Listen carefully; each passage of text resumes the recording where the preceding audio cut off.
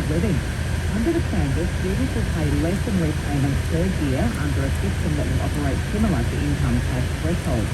They also won't start paying down their debt until they earn more, with the minimum repayment threshold increasing from $54,000 to $67,000 next financial year. Jason Clare says it will save university students a lot of money. What it will mean if you're on, say, $70,000 a year is that you'll have to pay $1,300 less a year than you currently have to. It'll also mean that you won't have to start paying back your student debt until you earn $67,000 a year. Victoria Police says it's undertaking a strategic review of its structure and delivery of policing services. An assistant commissioner is leading the review, which will consider opportunities for reform. In a statement, Victoria Police said its capacity to deliver frontline services has been challenged by a highly competitive jobs market and escalating service demand.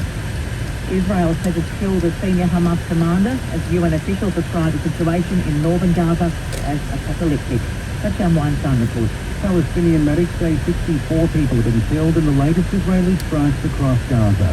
It comes as the Israeli military says it's killed a senior Hamas official is Al-Din Kassab in an airstrike in the southern town of Khan Yunis. The IDF says he was one of the last surviving high-ranking members of Hamas in Gaza. It comes as the heads of 15 UN agencies warn the situation in the northern Gaza Strip is worsening.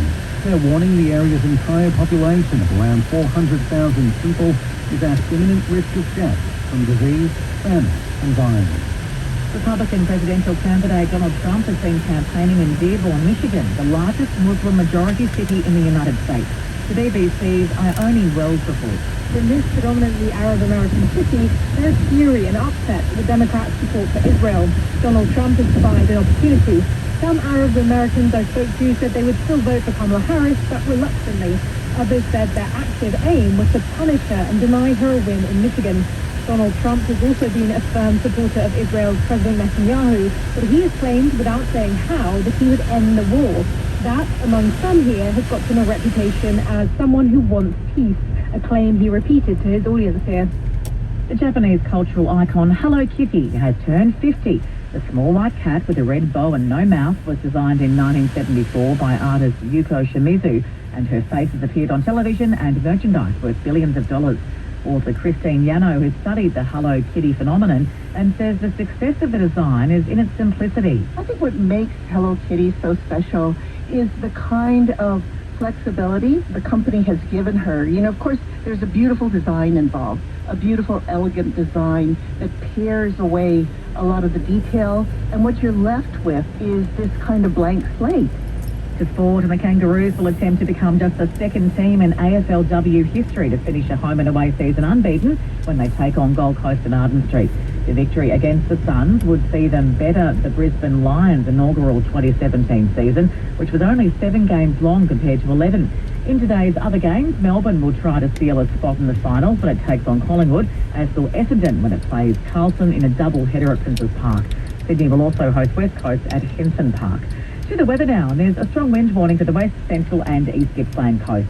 For the state, dry, warm to hot and mostly sunny, with moderate northerly winds freshening over the southwest and central districts during the afternoon and becoming gusty towards midnight. For Melbourne, mostly sunny. We're heading for a top today of 26 degrees. Tomorrow a shower or two, 23, partly cloudy on Monday, 19. Tuesday sunny, 23. Wednesday a shower or two and a top of 32 degrees then. Right now in Melbourne, it's 21 degrees. ABC News. This is the final battle, the most important election of our lifetime. The outcome for the 2024 year. Victoria, plenty of people arriving at Flemington for the Derby Day. Very busy along Farnsworth Avenue and Langs Road. Smithfield Road and Epsom Road are also full.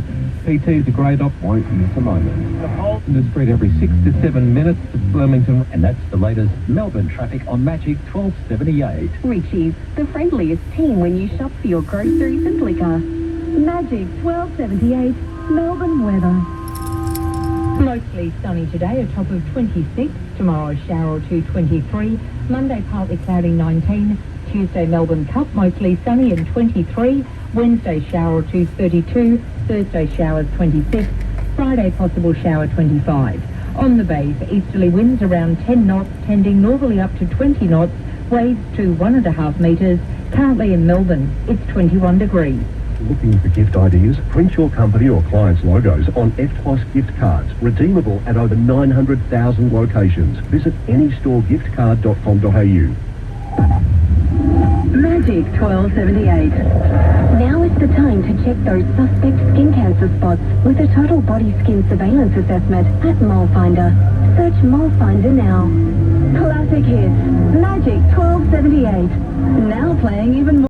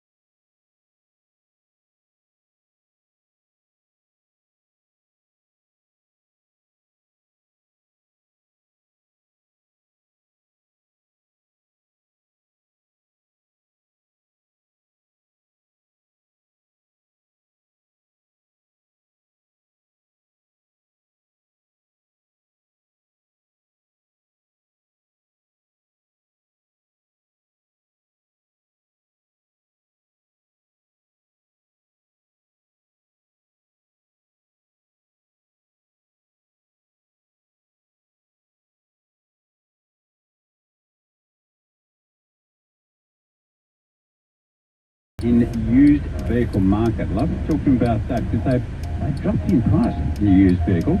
See what he has to say. Theo Zagrappas, always see what he has to say. Great friend of the show. Joins us all. He's going to talk about the US election. I can't believe it's happening at last. God, I can't wait to see the back of it. Lucky Strachan with the thrill of the grill at 12:30. He'll have another fantastic recipe as usual. This week in sport with Carl Bianco, who's sitting here ready to go. 1:45 we'll chat about workplace dynamic shifting and the approach to employee recognition and promotions. That could be interesting. It's with Catherine Powell, always interesting at 2. Laura B joins me at 2:30. Richard Stubbs is back for the brothers. Granda 3 is back in Japan. I wonder how his adventures there went. 4:30, Professor Therese Kane joins us to chat about VCE exams. Oh, they're on, aren't they? But, you know, really, 2 weeks later, who cares? At 5 p.m, What's for Dinner with Joan Holmes, and we'll take the Penfolds Victoria Derby live at 5:10. You can call anytime, 133 693. With you right up until 6 p.m. You can email me anytime, weekendbreak at 3aw.com.au. If you want to like me, you can. Or you can send me a message, even if it's a message of abuse. I'll read it and I'll respond to it. On my Facebook page, 3AW Weekend Break Discovery. We're broadcasting live, of course, from Derby Day. Thanks to Ladbrokes. Take on the fun this Derby Day with the Ladbrokes app, packed with the best racing features, including yard comments and black ball. Chances are, of course, you're about to lose. This guy doesn't lose. Jeff Willem is VACC CEO. And good to have you with me on the Weekend Break. Jeff, good afternoon to you. Good afternoon. Buying a used vehicle these days, is it anecdotal or is it true that actually used vehicle prices were at an all-time high a couple of years ago and now they've dropped back a bit for a start? Well, yeah, well they have. Look, during COVID we effectively ran out of cars, so very little was coming in import, and for a while nothing. So people were out there running around buying everything that was available in the market, including basically all the stock out of showrooms, but also most of the stock in the used car market. One of the things that happened though, and I think this is really important, is that people, you know, when a commodity becomes scarce in the market, prices go up. And what we saw was a whole lot of people, you know, by choice, you know, buying used cars, probably for more than they were worth, mainly in the private to private market. And then what happens is that when they get a problem with a car, they think they've got a problem with a $20,000 car. It actually was never a $20,000 car, you just paid that because there wasn't a lot around. So we really, over the last couple of months, we've been coming off of that. You know, there's been more supply. Obviously new cars have been coming back in the market. We bought over 1.2 million new cars in Australia last year. So, you know, things, you know, as that supply comes in, the used car market in particular, then those prices will come back a bit. Jeff, obviously some people got really touched in the last year or two in buying a used car. How much over the odds were people actually paying at a time? Oh, it's hard. It depends where you are, how desperate you were, what you needed the car for.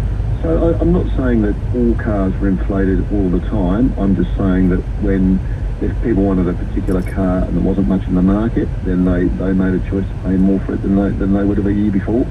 This is what I had to pay. So I remember my daughter had bought a Golf GTI. It was, a few Ks. It was a few years old. It seemed to be a little bit over the odds, but it's a beautiful little car. I mean, she's thrilled with it. Okay, so if something goes wrong with that Golf, and they can be temperamental, lovely car and all that. Then what happens? Who pays? Okay, What's the cover? You buy off of a private buyer? No, from a dealer, and a good one. But knew the guy and everything else, so we're all fine there. But what's the comeback if something goes wrong with that mischievous Golf? Yeah, so if you're buying, so was it new or was it used? Used. Okay, so there's two things here. All used cars have got what they call a statutory warranty, which is about, is it under 160,000 kilometres, under 10 years old. That's a statutory warranty. However, Australian consumer law sort of trumps that. But if you're buying a car out of a dealership, a licensed motor car trader, there's a whole range of things and requirements that they've got to meet in terms of the warranties that are provided for that vehicle and their duty of care, the way they sell the vehicle. So, this is one of our big contentions in this working group they've got in the Victorian government at the moment, is that there's always, it seems to be an assumption that all car sellers are bad, whereas the evidence doesn't show that whatsoever. Now, if you said to me you bought that from somebody up the road, and there was a problem with the car, you got nothing. You're gone. Unless you can wait a year to go to VCAT if you like, or you can take a civil claim, but you may not ever be able to collect the money. So either way that you look at it, you're still far better off with a licensed motor car trader. It doesn't matter whether they're new or used, they've got a whole lot of statutory responsibilities that they've got to meet that you're not going to get anywhere else. Yeah, okay. Private sales, once again, what's to stop someone the old trick of winding the old odometer back? How would you know? Well, this is really interesting. So I've been in the automotive industry for a long time. Yeah. And we thought, here we go, digital odometers, you're not going to be able to put this thing up and get underneath it and mess around with the cables and all that sort of stuff. And and lo and behold, some smart aleck somewhere in the world decides that they can, build a little tool to digitally alter odometers on vehicles, which you can end up going to prison for, by the way. Yeah. And there's a bit of that around. Now, some of the selling websites that you can go to do provide some data history around odometers. So obviously if you can get some data history of a car via the odometer, then what it means is that you can actually, if somebody's trying to sell you a car with 200,000 kilometres on it, and the last roadworthy had 230,000 kilometres on it, you've got a problem. Yeah. Now Vic Roads are bringing through new products, but there are some commercial products in the market as well. So if you can buy a odometer history or buy one to look at before you buy a vehicle, I would recommend it, because people really need to work out when this vehicle was last roadworthy, what was the odometer reading. Yeah. And all sold. I mean, if you go to some of the selling websites, they keep their own data readings. So it means that you can get some idea about, does that make any sense that 5 years ago it had 140,000 kilometres and now it's got 142,000? Probably not. Okay. And so there's still a bit of it around. The government are hot on this. They are out there looking for people. We want more resources around this. Yeah. But, can I just say something very quickly? A dear old friend of mine said to me, he said, when you're going to go and buy a car, all cars tell a story. Yeah. Look at the wear on the brake pedal. Look at the wear on the seats. Look at the wear on the steering wheel. Try and think about the life of that car. So if those three things are worn out, it's got 50,000 kilometres on the clock, you might have a question mark. I just use that as an example. How can you wear the seats out and the brake pedal's worn on the right-hand side down to the metal? How can that happen? Quickly? Well, look, the other thing, when buying a car, is it still... I just like buying from people I sort of vaguely know or know of or something. Is that a thing these days, or is it just, am I being far too old? I like, you know, face to face, person to person, somebody I sort of, have been recommended to, I vaguely know, he knows my sister-in-law, whatever, something. Look, I still think there's a bit of that going on, but the internet really opened up that whole car market, because I can look across the whole of Australia, all within 5 kilometres of where I live. So I think that given that the majority of sales are private to private in Victoria, you know, it's just so easy to get online. You know, you still might be looking at a dealer, by the way, and I think that's important, but you can find stuff really easily. I'd still say this, and I'm not just saying this to market the ACC, even though that's my job. It still makes a lot of sense to ask a mechanic, and they're going to probably charge you to do it, but it may be worth the money. Look, I'm thinking of buying this car. If I bring it down, can you have a look over it? Now, they're not going to be able to do a detailed inspection of the engine and everything, but they're going to be able to look at it and at least give you some idea. Yeah, it looks okay, based on the kilometres, the brakes look okay. You know, I would still recommend to people, take it down to the garage, you know, go and see the local proprietor. If there's a VACC member, even better. There you go, there's my advert for the day. Go and see something. Look, if I bring the car down, can you have a quick look at it for me? You know, I just want a general view about its condition.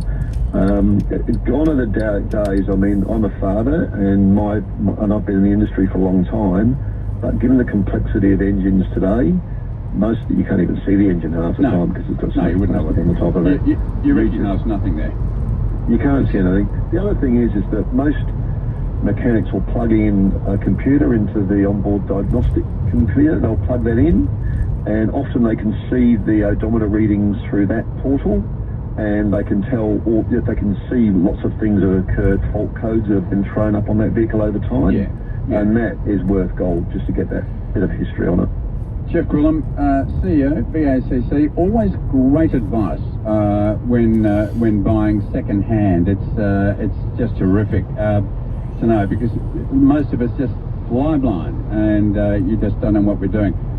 Steve, and thanks for talking to me. Jeff, quick call from you, Steve, before we go to the break. Steve, good afternoon. Good afternoon. Just very quickly, purchased from a licensed motorcar trader, high 8 van, and I've got the claim their first wicket after just over an hour of play here. Renshaw out LBW for 25. So Queensland fall to 1 for 60.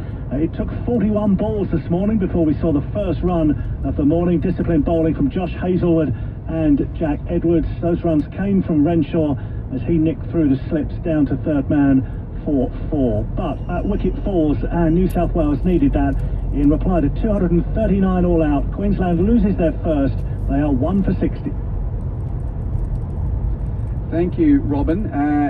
We'll have Chris Rowbottom on site at Bellerive Oval. He's en route from presenting his local show there. Tasmania's taking on Western Australia, where WA is none for 16 in reply to Tasmania's 317. So Chris will join us later on in the day, with Tasmania yesterday highlighted by 83 to Mitchell Owen, reaching 317. WA is none for 16 in the second innings of that game. Now, Mackay, this has been an interesting story where the bat-off continues, dare we call it that, for the opener's position for the first test. A man who will be at the Perth Stadium as a part of our broadcast team for the first test, and is keeping across all things in Mackay today, that Australia A, India A tour match. Clint Wilden, welcome. Thank you, Quentin. Yes, the talk was about who would take that vacant opening spot, who would put their case forward. If you didn't catch up with it, of course, in this 4-day tour match, Constas, so much expected of him, was out for a duck. Harris for 17, Bancroft for a duck, and McSweeney 39. That was all on day 1. It's now day 3. India A against Australia A, and they resumed this morning. India A 2 for 208. The Australia A side has struck quickly, taking 3 wickets this morning. They got Citizen for 103, bowled by Todd Murphy, was 3 for 226.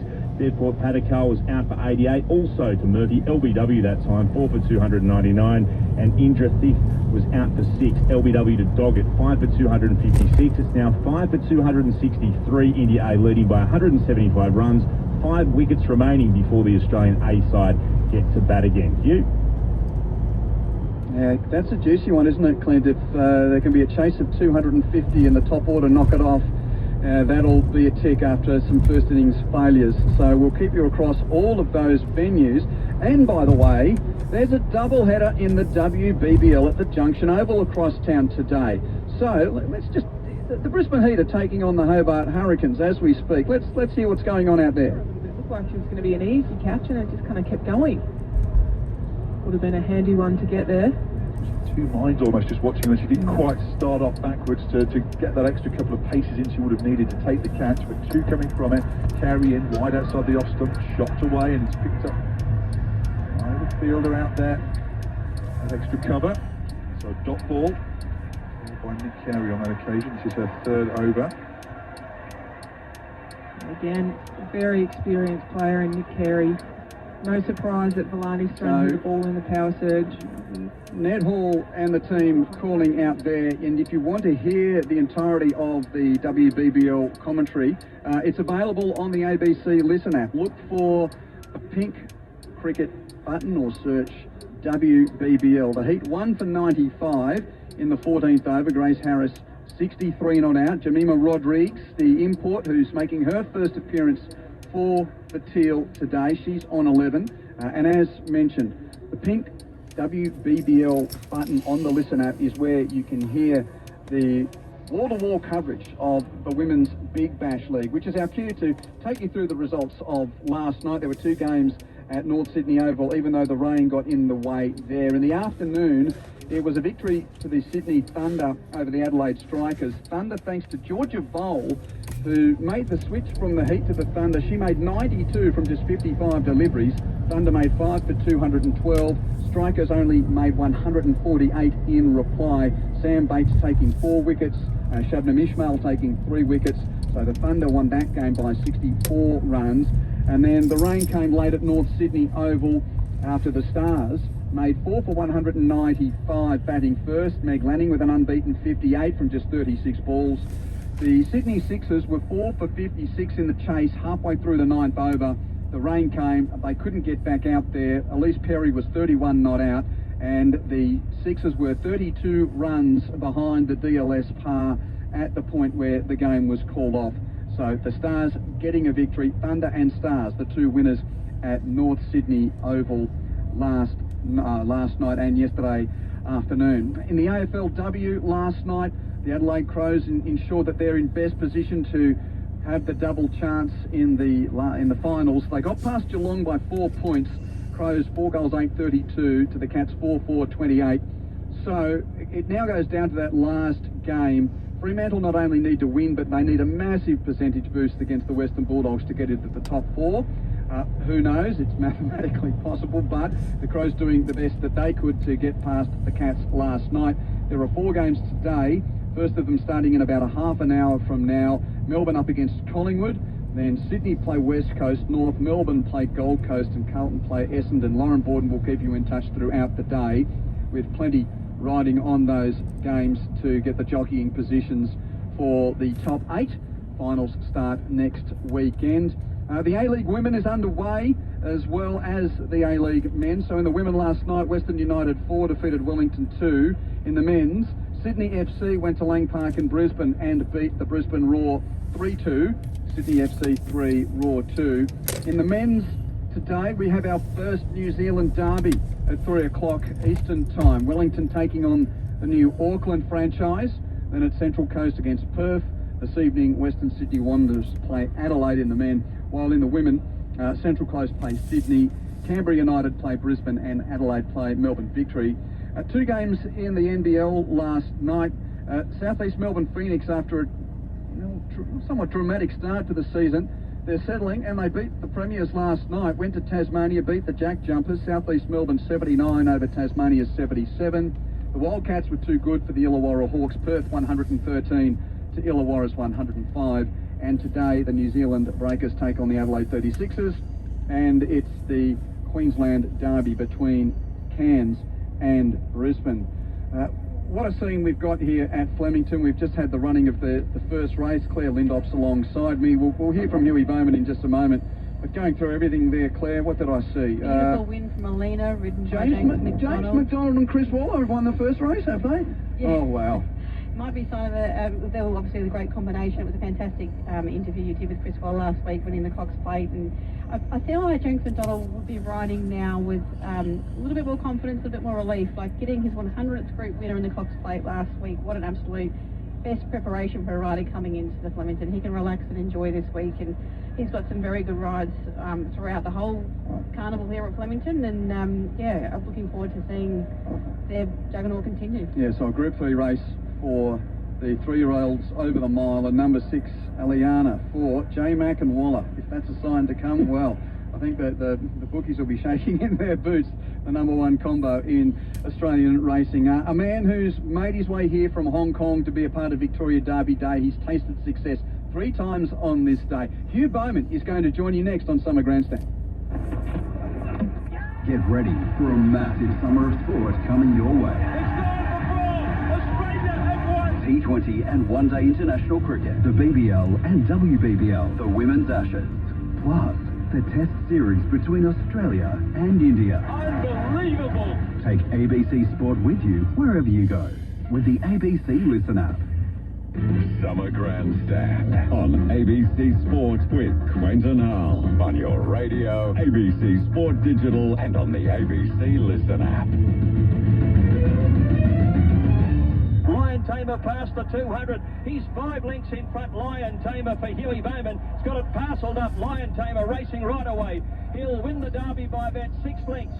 And a lovely pose for the photo. Sexter in front with 75 to go. Induna charging. Sexter about a half in front. Induna diving but missed. Sexter by a head. Induna. Sabridge a length and a half third from Isopek, the millionaire. Polanski out in front and going strongly. He's 2 lengths in front of Complacent. And Polanski is too good for them in the derby. Runs away a big staying win. He was the king of the Victoria Derby during that period. 3 wins in the space of 4 years. Hugh Bowman in 2010 on Lion Tamer, 2011 on Sangster, and 2013 on Polanski. And interesting that today he rides Keeneland in the Victoria Derby for the Besutton stable with the same silks and connections as Sangster, and will jump from the same gate with the emergencies scratched. So I know that Hugh Bowman was looking at those little omens when I caught up with him earlier today. He's flown in from Hong Kong. He's won more than 100 Group 1 races in the saddle, 106 to be exact. Her personal view would be different to Trump's when it comes to our region. So Taiwan comes to mind there, and the China geopolitical challenges. I don't think she'll be as hawkish if there was to be an escalation at some point in our lifetime, certainly in her presidency. But I think she'll take more of a domestic focus. There's some social issues there that she's passionate about. You know, abortion comes to mind, for example, and they would want to be focused on winning the local domestic contest rather than trying to get a leadership role in the Western world. Okay, so we've looked at Harris, we've looked at Trump. What if it's a draw? Well, that's a very, very good question. It is possible because the Electoral College has 538 members, so it could be 269 apiece. And if that happens, it goes to the floor of the Congress, and the Congress will have to vote on the floor between Trump and Harris. That's if it's a draw.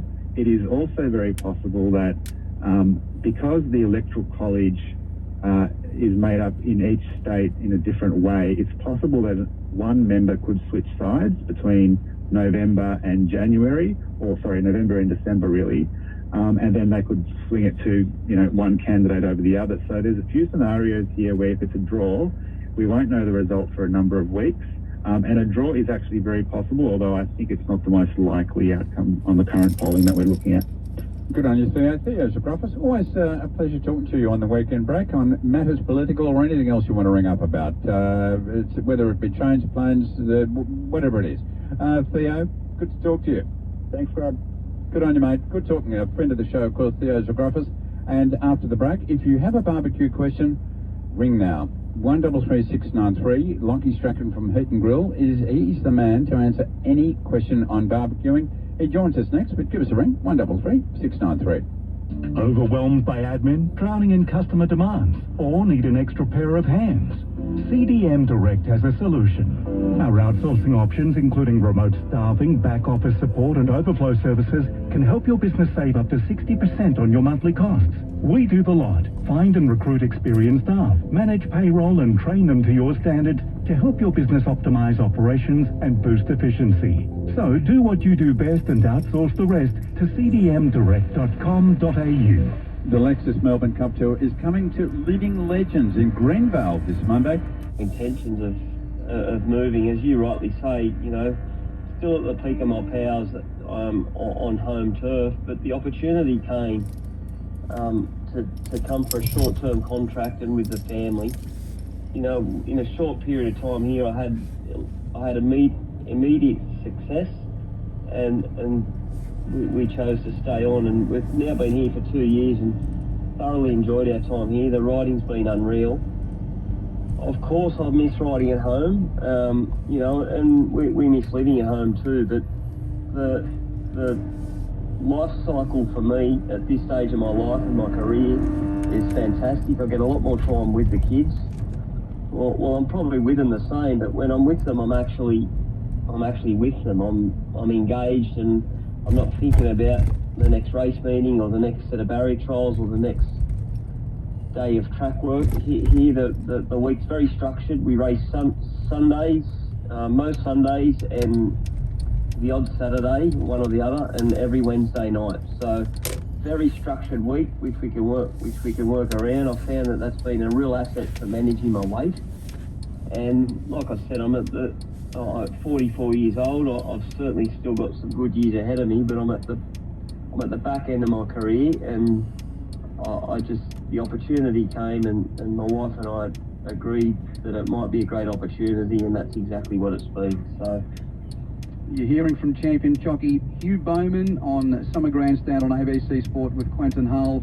Now, we'll get to Winx in a moment because the moving picture's out, and I want to ask you about that horse that's indelibly linked with you. But just to look at the occurrences of last weekend, you're a man in the 100 Club. It's gone. The membership's grown by 1 from 4 to 5 with James McDonald and his win on Via Sistina last weekend in the Cox Plate. When you look at what James McDonald has achieved at his young age, I think you're 106 Group 1s, and in your mid-40s, he's in his early 30s, and he's cracked 100. Can you contextualise that for us?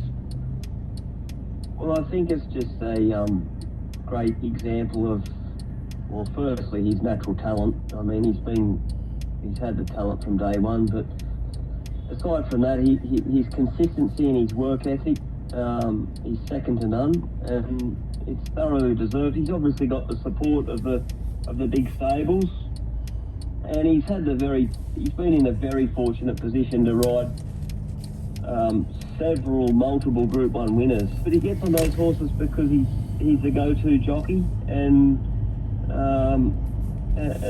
those horses have been managed superbly by their handlers, James Cummings and Chris Waller, to name them. He also, with the confidence and the frame of mind that he's in currently, he's winning Group 1s on horses that most jockeys wouldn't. And it's a special place to be in. It's rare air, and he's a lucky young man. But it's not all about luck. People don't see the hard work and the dedication and the commitment that goes in behind the scenes. Well, you'd know about it. Leads the way. Yeah, you know about it getting lucky with Winx, but it doesn't just happen, does it? It doesn't just happen, and I mean, you know, if I think back through the time of my career when things were happening like that for me,